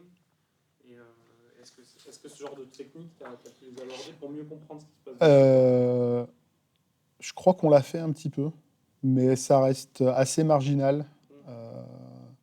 C'était un de mes objectifs parce qu'on a un système de mentoring en interne pour essayer de progresser sur des trucs. C'était un de mes objectifs de base, c'était de démagifier String, d'essayer de comprendre avec une question dont j'ai oublié la teneur. Je comprenais même pas la question à laquelle je devais répondre pour prendre du skill. Il fallait qu'est-ce qui se passe quand j'injecte des trucs dans des contextes, je sais pas quoi. Enfin voilà. Donc j'ai pas encore fait ce boulot. Je le ferai peut-être, mais ça viendra à l'utilité. Quand il y a le cas, enfin s'il y a le cas qui arrive, j'essaierai de... parce qu'en fait j'ai envie d'apprendre plein de trucs, j'ai envie de comprendre, mais si j'ai pas d'utilité tout de suite, je vais rien garder. Et c'est pas pertinent, donc... Mais ce truc-là, je sais que ça existe, d'instancier des trucs à la main, déclarer des trucs un peu plus à la mano. Mais c'est pas vu que c'est pas le fonctionnement nominal, c'est pas encore... c'est pas très répandu. Maintenant, tout le monde veut faire la magie et plus vraiment ce qu'il y a derrière. Ouais. Il y a de ça. Mais ça, si c'est possible que ça vienne. On verra. Je recommanderais vraiment le livre Spring par la pratique que je peux prêter. Je suis sur Lyon. Je peux prêter ce livre qui est très bien. Je prends note. Si j'ai le temps de relire des bouquins, je penserai. Mais je prends bonne note. Je vais rebondir un peu sur ce qui a été dit.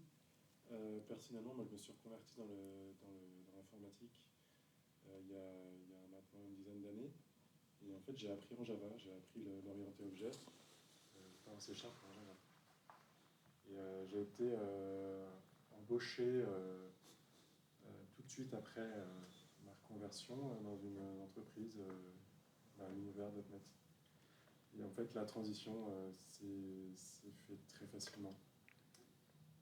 C'est peut-être aussi parce que c'était tout frais dans ma tête et que j'étais plein de motivation. Je sais pas, mais en tout cas, j'ai trouvé ça intéressant de faire directement le switch. C'était pas du tout un problème pour moi. C'est ce qu'il disait juste avant, camarade derrière, c'est que plus tu le fais tôt, plus c'est facile. Moi, j'ai été formé à la fac en Java, et mon premier stage de fin d'études, je suis parti en .NET. Et c'est comme ça que je suis parti définitivement, enfin pour 15 ans, sur la stack .NET. Parce que j'ai eu cette occasion-là. J'ai eu un stage, et puis j'ai eu un deuxième stage. J'ai eu un stage M1, j'ai eu un stage M2. Et je suis resté dessus parce que c'était cool, mais j'ai pas fait de .NET à la fac. J'ai pas fait de .NET à l'école. J'ai fait que du Java. Le dernier gros langage qu'on faisait, il nous apprenait Java. Mais après, il y avait aussi ce qui est important quand je dis que j'aime bien comprendre ce qui se passe dans les tréfonds de ce que j'utilise. Quand j'ai appris Java, il y avait plein de gens qui râlaient parce que j'étais à la fac en 2006-2007, dans ces eaux-là. Et donc les profs nous apprenaient Java, les bases de Java. Et il y en a plein qui râlaient parce que il faut faire du J2E parce que sinon sur le marché on sera pas bon. Les gars nous ont fait recoder toutes les classes de base de Java. Et sur le coup, des fois, on se dit c'est long, c'est pénible, mais en fait, à ma sortie d'école, j'ai compris, on a recodé la classe string, donc j'ai compris ce que c'est de l'immutabilité, comment ça marche. On a recodé les collections de base, on a recodé une liste, les hashmaps. À l'époque, c'était, je ne sais plus comment ça s'appelait, mais et comment ça marche. Et grâce à ça, j'ai appris à comprendre comment ça marche en interne une collection et pourquoi c'est pertinent de savoir lesquels tu choisis. J'ai eu plein de projets .NET où des gens qui avaient 10 ans d'XP ne savaient pas choisir une collection. Non, bah, j'ai un truc avec 200 000 éléments, je dois faire une recherche par ID. Bon, bah, j'ai LinkQ qui me permet de faire un where, je vais prendre une liste. Bah non, gars, tu fais un parcours un à un à chaque fois. Il y a des structures qui sont plus pertinentes que ça. J'ai eu des gens qui... je comprends pas, à chaque fois que je lance mes tests, j'ai des résultats différents. Ah bon? Bah ouais, regarde, je lance tous mes threads et il se passe des trucs bizarres. T'es en multithreadé? Bah, faut peut-être prendre une collection qui soit thread safe, pardon. Euh, et en fait, bah, c'est pertinent d'apprendre le truc, comment ça fonctionne à l'intérieur. Je trouve que ça facilite le passage sur d'autres stacks quand tu as les fondamentaux qui sont posés. J'ai envie de croire, après c'est mon XP, c'est mon profil à moi aussi, hein, mais j'ai envie de croire quand tu comprends mieux ce qui se passe dedans, tu passes plus facilement, puisque les fondamentaux bougent pas. Java et C# se tirent la bourre depuis 20 ans, mais ils se tirent la bourre sur le même créneau, quoi. Donc si tu as les fondamentaux, effectivement, quand tu es plus jeune, tu as le cerveau qui est plus souple. Et du coup, je rajouterais que dans le cadre des entretiens d'embauche et dans le cas où j'ai envie d'intégrer une entreprise, par exemple, de .NET, de passer de .NET à Java, je me suis toujours dit, jusqu'à il n'y a pas si longtemps, que ça avait beaucoup d'importance de la stack et la connaissance technique. En fait, je suis un peu comme toi, je suis pas tech, Technophile, c'est le mot. je suis pas technophile, mais par contre, j'ai d'autres choses à apporter. Et j'ai bien aimé le fait d'apporter en entretien, en tout cas dans le service que tu apportes, plutôt plus que de la technique. En fait, la technique, c'est l'outil qui va te permettre de nourrir la valeur ajoutée que tu vas apporter. Et là, on va parler de compréhension du besoin, etc. Je trouve que si c'est quelque chose qui est aussi ancré et un besoin fort chez le client, ça peut peser dans la balance. Ouais. Après, c'est pas facile à trouver les clients qui vont. Enfin, les clients, les missions, les boîtes qui vont être d'accord pour mettre ça en avant. Quand je dis que j'ai de la chance, là, le coup de fil et le projet, la mission, c'est arrivé. Enfin, c'était déjà qualifié. Ils cherchaient un profil comme moi, limite. Là, pour le coup, cette fois, la stack, a priori, on s'en fout. On va voir on va le faire une fois, on va voir ce que ça va donner. Il nous faut quelqu'un qui ait d'autres compétences. Du coup, il faut qu'il y ait quelqu'un qui a envie d'accompagner une équipe sur TDD et compagnie. Mais il n'y a pas, pour le coup, je trouve pas, moi, beaucoup de clients finaux, de missions là-dessus. C'est pas évident. Donc, si tu en trouves, en vrai, saute dessus. C'est cool, mais je vois de temps en temps, je vois passer des boîtes qui disent nous on est sur tel stack. Si tu connais, tant mieux. Si tu connais pas, c'est pas grave.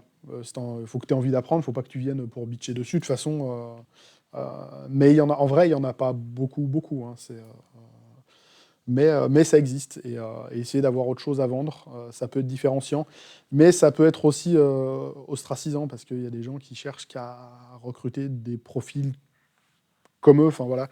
Je suis technophile, j'ai 10 ans de Java, je maîtrise mon truc, je veux recruter exactement la même personne que moi. Euh, Encore une fois, ça peut justifier hein, sur un tech lead. Il faut des gens qui soient experts de leur écosystème. Il en faut au moins, enfin sur une équipe de 4, 5, 6 devs, s'il n'y a pas au moins une personne comme ça peut être chaud. Il faut quelqu'un qui sache où aller d'un point de vue purement technique, qui en a besoin. Mais il n'y a pas besoin que de ça. Et de fait, comme tu dis, un développeur, il sait apprendre et il sait monter en compétence. Normalement, oui. Normalement, oui. Et par contre, enfin, c'est là où le bas blesse. Moi, j'ai passé 40 ans, j'apprends moins vite que les jeunes de 25 qui sortent de l'école. Hein. C'est pas marrant, mais c'est pour ça que j'essaie de vendre autre chose. J'ai une question plus technique. Tu critiquais Spring. Ouais. Donc moi, j'ai utilisé aussi Spring il y a 10 ans. Est-ce qu'il y a une alternative à Spring aujourd'hui?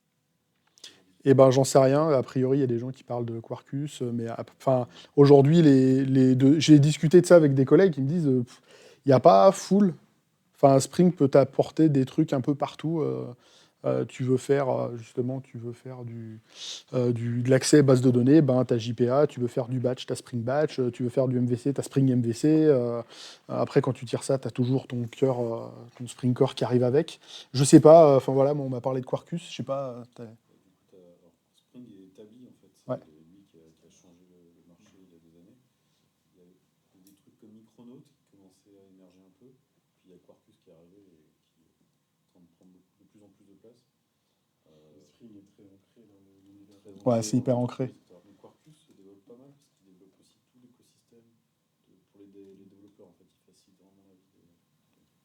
Moi, j'ai vu plein de gens être hyper hypés par Quarkus. Enfin, j'ai dit, les javaïstes de la hype, ça a l'air... en vrai, ça a l'air cool, enfin, les gens qui se mettent dessus.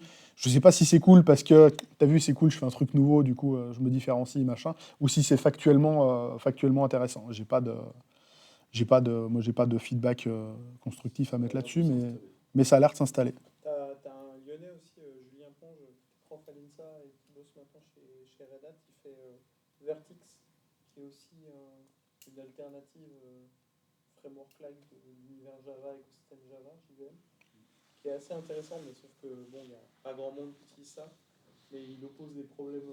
Ce qui est bien, c'est que sa solution oppose des problèmes à l'usage de Spring. Donc c'est assez intéressant de regarder Vertix, juste pour les problèmes exposés par Spring. L'informatique. Mais après Spring, enfin, moi, il y a des gens, ils m'ont dit, il y a 10 ans, c'était moins fun que ça. Du descriptif en mode XML et tout. Oui, ça s'est quand même modernisé. Spring Boot a encore facilité à rajouter de la magie, il faut le reconnaître. C'est plus de trucs automatiques pour toi par défaut, mais simplifié le bootstrap. Je me souviens à l'époque, il y avait quand même une partie mise en place de l'écosystème qui était assez complexe. Il y a les Java Beans aussi, il y a les Beans, la version de Java du langage. Tu peux faire J2E à l'ancienne, quoi. Ouais. Ça marche. Hein, Donc, mais la c'est- vitesse aussi. Là, par contre, pour trouver des exemples et te nourrir de la communauté, il va falloir creuser dans les archives. Ouais. J'avais une autre question liée au langage. Tu as Vas-y, parlé vas-y. beaucoup de Java et des problèmes sur le langage Java en comparaison à .NET, qui est, je suis d'accord, malgré Java 21, parce qu'ils se sont réveillés entre Java 8 et Java 21, ça a accéléré sur les dernières années, mais il y a eu un grand moment de sommeil quand même dans l'écosystème Java. Ouais. Tu as essayé de regarder un peu Kotlin et ce qu'ils apportent à l'écosystème et les problématiques du langage de base de Java. J'ai essayé une fois ou deux, mais le problème c'est que j'ai essayé, tu vois, sur des katas, des petits trucs, donc encore une fois, c'est pas là que tu vas découvrir les tréfonds de ton langage et j'ai des puristes de Java qui disent maintenant avec les dernières versions de Java, il n'y a plus besoin de Kotlin. Qu'en gros, ce que Kotlin essayait de combler comme manque de Java, a priori, Java est en train de le remplir. J'en sais rien, je suis pas juge, mais ouais, je garde ça dans un coin de tête. J'ai deux, trois. Le string templating, la surcharge des opérateurs, il y a encore des trucs que Kotlin apporte et que. Il y a plein de trucs. Il n'y a pas de surcharge d'opérateurs en Java? En Java, si tu veux faire des multiplications de bits décimales, Ah bah, tu vois, ça fait partie des trucs. En vrai, j'ai pas eu besoin de le faire, donc je me suis pas rendu compte de ce manque-là. C'est un truc que je savais faire. En même temps, en 15 ans de .NET, je l'ai eu à le faire une fois. Mais. Un jour, j'ai recodé RSA en Kotlin et c'était beaucoup plus sympa qu'en Java. Mais en même temps, l'émission Kotlin, il n'y en a pas beaucoup non plus. Ouais. Après, avec le lien Android, déjà, tu as beaucoup plus de dev Kotlin. Et des fois, il y a des gens qui font du Kotlin que sur certaines couches, parce qu'il y a une interopérabilité entre Java et Kotlin où tu n'es pas obligé de faire du Kotlin de partout. Pour certaines, justement, sur ta couche où tu veux surcharger les opérateurs, tu peux faire du Kotlin. Tu t'en es compte. Et là, c'est moi qui ai une question en guise de transition, passer de Java à Kotlin, ça représente quoi? C'est pas. C'était pas compliqué. À une époque, Spring et Kotlin, c'était une époque où j'ai commencé à perdre mes cheveux. Mais Ah ouais, c'était ça fait sympa. mal du coup. Ouais, Pardon. C'était il y a un moment déjà. mais non, en vrai, ça se passe. Hein. C'est pas si Donc Kotlin peut-être, ouais, j'essaierai. J'ai un bout de curiosité. Enfin là, j'ai un petit projet d'app mobile. Je le fais en Blazor parce qu'en vrai, je suis content de revenir sur Visual Studio, de voir ce qu'il y a. Parce que ça a l'air cool en même temps, mais peut-être un jour, je ferai du spécifique en Kotlin. À voir. Et du coup, pour terminer, c'est pas vraiment une question. Moi, je suis pas du tout ni Javaïste ni .NET. Je trouve que la conf est hyper intéressante pour l'aspect de est-ce que c'est une bonne idée de changer de stack, qu'est-ce que ça apporte, quels sont les problèmes. Je trouve que dans ton abstract, ça profite pas assez de ça. On peut vite être tenté de se dire si je suis ni Javaïste ni .NET, ça va pas m'intéresser, alors que le sujet et le propos est hyper intéressant. Alors là, c'est moi qui poserai une question. J'ai pris le parti de me dire, je monte pas de code parce qu'en fait, j'ai pas l'impression qu'il y ait une énorme plus-value. Est-ce que ça a manqué ou pas plus que ça? C'est ok. Non, Ok, non, mais je me posais la question, parce que moi, c'était l'avis que j'en avais, mais peut-être que je m'attendais à avoir ces retours, genre, oh, il n'y a pas de code. C'est souvent les devs, ouais, pas de code, m'intéresse pas. Ah, moi, je suis technique. Et il y a souvent un peu de ça. Mais J'ai peur que du coup ça segmente les gens qui choisissent et qui voient ce sujet se dire bah s'il y a des gens qui aiment ni Java ni .NET ils vont pas venir. Alors qu'en vrai le propos est cool quoi. donc toi, tu m'invites à reconsidérer le format de mon abstract. Ouais, Ok. parce que je trouve qu'il présente mal ce que tu C'est racontes. pour ça que j'ai pas été pris à Mixit. Je sais L'abstract était pas assez bon. pas. Non mais dans le sens, je trouve que le propos est hyper cool. Plus général. Ok. Il est plus au niveau de- Alors après, c'est comme tout, hein, je veux dire, l'abstract, je l'ai fait il y a 3 mois. Le talk, je l'ai fait le week-end dernier. Bon, Oui, il y a c'est- un c'est- virage dans ta ça a évolué entre temps. On sait quand on fait un abstract, on sait pas forcément tout ce qu'on va mettre dans la conf. Hein, mais j'avais 2-3 idées, mais j'étais pas sûr d'où j'allais partir. Et effectivement, bah, merci. Je prends bien bonne note de ça. Je pense à ça notamment avec un exemple d'une personne qui est plutôt connue sur Lyon qui s'appelle Nastasia Sabi. Je connais. Qui a écrit récemment un bouquin qui est aux éditions ENI sur l'IA. Et moi, je l'ai connu dev PHP. Et aujourd'hui, c'est une référence en IA et en big data. Ouais. Et bah, elle a fait cette transition elle était dev PHP back-end à faire des services Symfony. Et un jour, Faire du Scala. de faire du Scala et tout. Et donc, aujourd'hui, c'est une référence dans son domaine. Je trouve que, en vrai, ce qu'elle me racontait des feedbacks que j'avais lui donner, c'était de cette largeur. Alors, instant auto-promo, il y a fort longtemps, elle est passée sur le podcast et elle raconte ça, justement. Je lui posais la question et toute la dimension un peu craft et bonne pratique lui a vachement servi dans le monde de la data, parce que dans le monde de la data, il n'y a rien du tout. Donc, ça lui a vachement servi et en vrai, tu as toujours des compétences qui peuvent, des soft skills, des savoir-faire qui peuvent passer de l'un à l'autre, même si tu n'as plus les hard skills qui sont là en face. Mais c'est un bel exemple de changement plus que de stack. Elle a changé de métier. Et oui, elle est reconnue comme référence. Tout à fait. Justement, on parle beaucoup de la technique et de ce qu'il y a à côté. Est-ce que tu considères que tu as le même travail maintenant que tu avais avant en .NET? Tu fais la même chose? Non, mais c'est pas. Comment dire s'il y a quelqu'un qui peut aller lui ouvrir. Si je pense qu'il est juste sorti. On arrive. Ah si, c'est bon, il a pu y arriver. Est-ce que je fais le même travail? Alors oui et non. Non, dans le sens où, en fait, là, je fais le travail que j'aurais aimé faire avant sur ma stack.net. Là, j'ai vraiment, c'est l'intitulé du poste que j'ai, ça s'appelle Relay Craft. Je suis pas tech lead où voilà, on est un Relay Craft par feature team. Et on est vraiment là pour dire aux gens, vas-y, il faut faire du pair programming, on va commencer par écrire nos tests, attention, tu es en train de pourrir ton archi exa, puis de pousser tout un tas de pratiques. Ça, concrètement, j'aime bien le faire, c'est pas forcément une fin en soi. Enfin, je fais pas que ça, c'est-à-dire que je le fais tant que possible, j'essaie de le faire par l'exemple, parce qu'on code des features, je suis pas juste là le prof qui tape sur les doigts, par pitié, je veux pas être ça, si je suis ça, virez-moi. Aurélien, si je fais ça, virez-moi. On travaille sur le même projet. Mais je fais pas je fais pas exactement ça parce que j'ai eu changement de posture qui a été engagé parce que plutôt que de trouver une mission confortable comme je faisais un peu souvent, là je me suis dit bon, j'ai fait une fois de l'accompagnement, ça s'est très mal passé parce que promis monsieur le juge, c'était pas de ma faute, le projet d'avant voilà. En off, si vous voulez, je pourrais en reparler, mais c'était assez compliqué. Là, en vrai, je fais plus ce que je voulais faire avant, que j'avais pu faire avec certaines équipes de manière ponctuelle. Mais je me rends compte, en fait, à chaque mission où j'essaie de faire plus de craft et de mettre le plus en avant, je me rends compte qu'en fait, avant, je ne savais pas faire. Et du coup, là, j'attends impatiemment la prochaine mission pour me rendre compte que ce que je fais là, en fait, c'est tout pourri et qu'il y avait moyen de faire encore beaucoup mieux. Parce qu'à chaque fois, avant, je me dis, ça y est, je commence à maîtriser, je vais pouvoir amener des trucs. Et en fait, à chaque fois, en fait, j'ai progressé là. Du coup, c'est qu'avant, c'était pas fou. Ça veut pas dire que tout était nul, mais voilà, c'est dans une marge de progression sur la pratique, sur mes compétences en termes d'accompagnement, d'explication au quotidien, savoir m'adapter à des profils qui sont potentiellement hyper réfractaires au départ. Ça, j'ai découvert, parce qu'à la base, quand on va apprendre le craft, il vaut mieux se mettre avec des profils qui ont envie, à la base, ou qui savent déjà faire, c'est mieux, parce que se mettre retrouver quand on commence avec des gens qui veulent pas, ça va être compliqué. Là, maintenant, les gens qui veulent pas, je commence à... Bon, après, encore une fois, on est sur un projet, j'ai de la chance, hein, sur un projet qui leur dit, t'as pas trop le choix, tu vas écrire des... on va tout faire en TDD, et faites un maximum de pairs. Donc nous, on arrive, le chemin, il est déjà pavé, on a juste à prendre les gens par la main, et puis à dire, allez, on y va, si, allez, viens, tu verras, ça va être bien.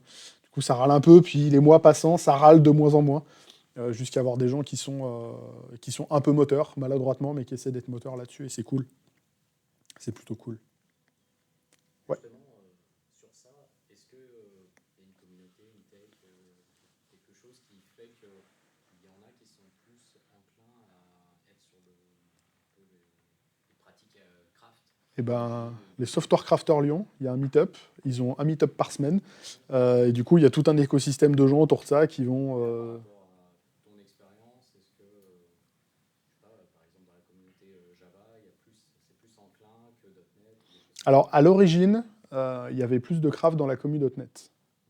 Il y a des explications toutes bêtes à ça, c'est que les influenceurs craft nationaux étaient des devs .NET. Il y a peut-être d'autres explications, mais si on prend je veux dire, les pères fondateurs en France, les premiers qui en ont parlé publiquement en conf, ça va être Cyril Martraire, ça va être Thomas Pirin, et ils viennent d'une stack .NET. Thomas Pirin .NET, Cyril Martraire, il y a eu pas mal de .NET. Et du coup, il a poussé pas mal en fondant un Rolla aussi, il a poussé pas mal, enfin, il y a pas mal de gens qui viennent de .NET. Dora, elle a une stack .NET, enfin, il y a pas mal de gens qui viennent de là. C'est une des explications qu'on m'a poussé, après, il y a peut-être d'autres, mais à l'origine, ouais, il y avait plus, et même localement sur Lyon, aux origines du meet-up des crafters, et c'était l'atteinte du MTG, à l'époque ça s'appelait encore le MUG. Il y avait Florent, Emilien et Clément qui sont trois devs .NET et qui ont poussé très fort le craft à Lyon. Et donc effectivement, il y a un gros biais. Dans la région, il y avait un gros biais. Aujourd'hui, je pense plus que ce soit très... ouais, je pense pas. Enfin, je pense pas. Je pense plus qu'il y ait vraiment de gros écarts. Limite maintenant, vu qu'il y a M. Colin Damon qui parle très très fort, il va plus pousser, il va peut-être plus faire pencher la balance dans l'autre sens maintenant. Mais, Il y a encore des traces, on sent que le CQRS event sourcing, ça a été bien promu dans la communauté .NET. peut-être, ouais. Mais ça émerge maintenant globalement, mais je trouve plus de traces dans la communauté. Bah, parce que ouais, effectivement, le CQRS, les talks qui ont été donnés à Lyon là-dessus, c'était Florent et Clément avec Mixter à Mixit il y a, je sais pas, 8-10 ans. C'était d'abord en .NET. Après, il l'avait décliné dans plein de stacks, mais ouais. Il y avait derrière, non? Vas-y. Je sais plus. Vas-y. Merci. Je dirais que depuis un moment maintenant, je mettrais le métier et le besoin avant toute la partie technique en fait. Ouais.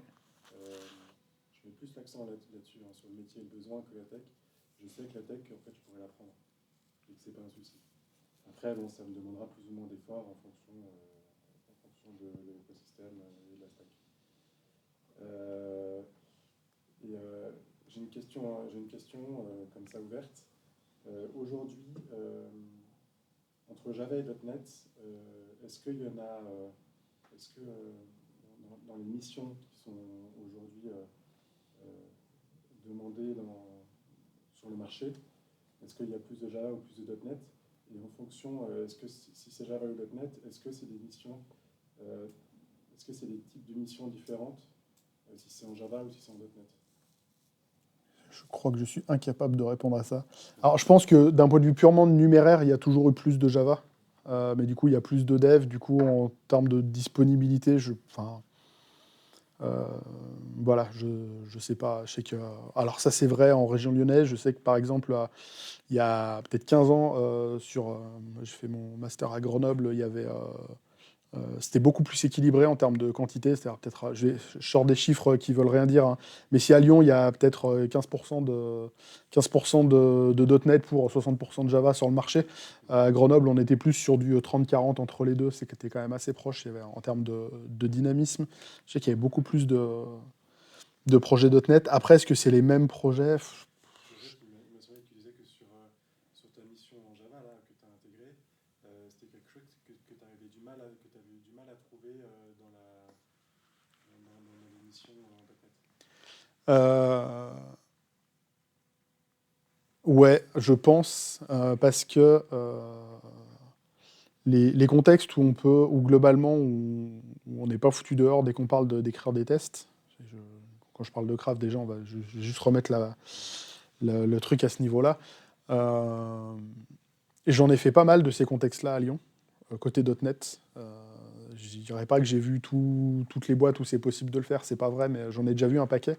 Et j'avais un peu l'impression de faire pas de commencer à tourner en rond sur les clients qui sont ouverts à ça, et en voir certains en me disant j'ai pas forcément envie d'y retourner, parce que les boîtes qui disent t'as vu, nous on fait du craft, on est bien, des fois c'est pas ouf. Je sais plus où j'allais à dire ça. Sur le type de mission. Ouais, sur les types de missions, en vrai, je sais pas. En plus, l'état du marché est bizarre en ce moment parce qu'il y a déjà c'est plus tendu. Enfin, il y a 2 ans, je recevais selon les semaines, selon les périodes, entre 2 et 15 messages LinkedIn non sollicités. Là, si j'en ai eu 2 ces 6 derniers mois, c'est un maximum. Euh, donc le marché est plus dur à comparer et à jauger. Donc c'est pas, je serais pas bon juge et je pense que je dirais un peu de la bêtise, mais T'as les Maltech Trends. Malte, avec les ouais. données qu'ils ont sur leur plateforme de freelancing, ils font un rapport qui est gratuit. Il faut juste donner son sang, son groupe sanguin, ses volontés après la vie, enfin tout ça. Et ils t'envoient un PDF qui contient combien en volume se déclarent indépendants, travaillant dans .NET sur Lyon, combien de missions, combien de mois ils ont travaillé cette année, et tu vois un peu des tendances. Sachant que Malte, c'est ultra biaisé, hein. Moi, en 8 ans de freelancing, j'ai trouvé précisément 0 mission avec Malte. Bon, j'ai complété mon profil avant-hier, mais je suis sûr que ça n'a aucun rapport. Non, mais C'est par vrai que contre, t'as ils ont. raison, il y a peut-être des. Non, mais il y a des, Ils développent ils ont des, ouais, ils ont des chiffres. Il y a la PEC, il y a tous les ans, il y a les stats Stack Overflow aussi qui remontent, qui sont. Alors après, c'est pas très. Enfin, pour avoir de la donnée locale, Stack Overflow, c'est râpé. Mais il y a des trucs. Régionalisé qui est important. De quoi, pardon? L'effet région, en fait, Ouais. qui est très important. Moi, j'ai fait par exemple, il y a longtemps déjà, mais Paris vers Lyon, et la partition, les chiffres dont on parle déjà à l'époque n'avaient rien à voir, et il y a beaucoup moins de stacks. Ouais. Là, je pense que c'est un nouveau cas. Et là, il faut faire attention, il faut ouvrir son horizon. On a parlé de stacks parce qu'il s'agit d'une transition, et c'est loin d'être les plus représentatives et les plus recherchées. On parle en termes de nombre de projets qui démarrent, il faut se le dire, ils démarrent ni en Java, ni en .NET, pour être bien clair là-dessus. Donc, par contre, il y a du boulot, parce qu'il y a des trucs à refaire, il y a des trucs à maintenir. Mais on est sur une topologie de projet qui n'est pas la même que les projets qui démarrent, pas la même dynamique, pas la même. Il faut juste ouvrir. Là, on est en train de. Un petit cercle Java ou .NET, j'ai envie de dire ni l'un ni l'autre. Donc, voilà, il faut faire attention au stade. Ce que tu dis était très vrai, par contre, il y a une dizaine d'années, on pouvait parler de segmentation sur 2 grandes stacks. C'est absolument fou maintenant. Ouais. J'en suis témoin parce que c'est un peu une stack de cœur. C'est un regret que je dis, mais c'est vraiment pas du tout un bon investissement dans aucune des stacks, j'ai envie de dire. Mais voilà, c'est juste un point de vue un peu trollesque, mais il faut être lucide aussi sur le marché. C'est certainement pas une bonne idée. Mais après, dans tous les cas, le marché est compliqué, hein. Enfin, même, enfin, je sais pas pour toi, c'est quoi les stacks aujourd'hui sur les nouveaux projets? Comme je dis, ça dépend des régions. Mais par exemple, les projets qui démarrent, tous les projets où il faut guider des gens un peu start-up et tout ça, il n'y a aucune des stacks dont on parle qui n'est mentionnée jamais. Pourtant, ça m'aurait plu de la. Et c'est quoi les stacks maintenant? Mais on est sur du PHP, Python défonce complètement tout le Ouais. marché. Node, j'en fais la preuve, j'en fais mes grands. Et voilà, et le reste, ils le déconstruisent. Donc moi, j'ai fait de l'accompagnement du coup pour se séparer de ces stacks dont on parle, Ouais. que je promouvais il y a un certain temps. Et là, je viens pour effacer les traces de ce qu'ils appellent les legacy et personne ne va en faire, tout le monde était traumatisé par ça. Il y a des gens mais, carrément hostiles à Java, on ne parle même pas de .NET, c'est pas pour eux. On est dans ce milieu-là, et je ne suis pas dans un milieu très start-up, mais un milieu de gens beaucoup plus jeunes. Et ils cherchent à fuir ce truc-là. Donc, et je le vois dans le projet. Pourquoi j'ai quitté .NET? Pardon, ça fait plein de temps, mais pourquoi j'ai quitté .NET? Parce que j'avais l'impression d'être enfermé dans une topologie de projet, parce que je ne voulais pas bouger de nom, tout ça. Et je voulais m'ouvrir en allant dans d'autres langages, et Java me permet ça à ce moment-là. Je ne sais pas ce qu'est devenu cet écosystème maintenant, mais j'ai l'impression que c'est pas vraiment une arme, parce qu'on ne contacte pas trop dans ce sens-là. Et ouais, donc il faut butiner, il faut voir ailleurs, c'est intéressant pour soi, et c'est aussi, il faut se mettre à jour sur le marché, et surtout pas laisser penser la prise discours que c'est l'un l'autre, parce que C'est ce qu'il met dans sa conclusion. oui, Ouais. je ne le reproche pas, mais là on est en train de se dire, est-ce qu'il faut choisir plutôt pour un peu? J'ai envie de dire ni l'un ni l'autre, si je dois être honnête, et vraiment chercher du taf. Yep. Et ton voyage Java, tu dis pas de la durée où j'ai loupé l'info? Je suis encore dedans. J'ai attaqué en novembre 2023 et je suis toujours sur le même projet. Il y a encore... d'ailleurs, c'est presque un record, hein, parce que moi, je suis passé freelance parce que pendant 9 ans, j'étais salarié et le plus long que j'avais fait, ça devait être 18 mois sur une mission. Depuis que je suis freelance, je crois que mon record était à 11 ou 12 mois. Là, ça fait 13 mois, 14 mois, je sais pas trop. C'était from scratch le projet? Le projet, en fait, c'est des... Alors oui et non, c'est des nouveaux modules qui sont from scratch, qui reprennent un existant, enfin, qui sont censés pour supplanter un existant. Mais l'existant vit encore. On est censé encore s'en occuper. Mais petit à petit, on va décommissionner les features normalement en proposant des nouvelles features qui sont censées avoir plus de plus-value. Mais ça, on va parler d'approche produit. Et c'est encore un autre problème. Alors, on a eu des discussions pas plus tard qu'aujourd'hui sur la direction que je vais prendre là-dessus, mais on va travailler. Mais globalement, oui, c'est plutôt sur du nouveau. Et encore, le legacy, maintenant, ça me fait moins mal d'y toucher. Ça a été migré en Java 17 dans le courant de l'année dernière. Donc déjà, c'est plus en Java 8. En 17, déjà, il y a du un peu mieux. On verra. Là, je suis censé me mettre dedans. Là, il y a des évols à faire un petit peu. Donc, Mais tout ça avec un cycle. Les gens qui faisaient du Java 8 remplaçaient des applis en struts, un Java 1.2, Java 1.4. Et les gens qui ont fait du Java remplaçaient les gens qui faisaient du Perl, etc. Et ensuite du basique. Moi, j'ai fait des applis propriétaires en basique. Et après, on a dit, non, c'est horrible, il faut les refaire en Java Swing, c'est vachement plus sympa. Et tout. En fait, on a l'impression de sauver l'univers. Mais on recode.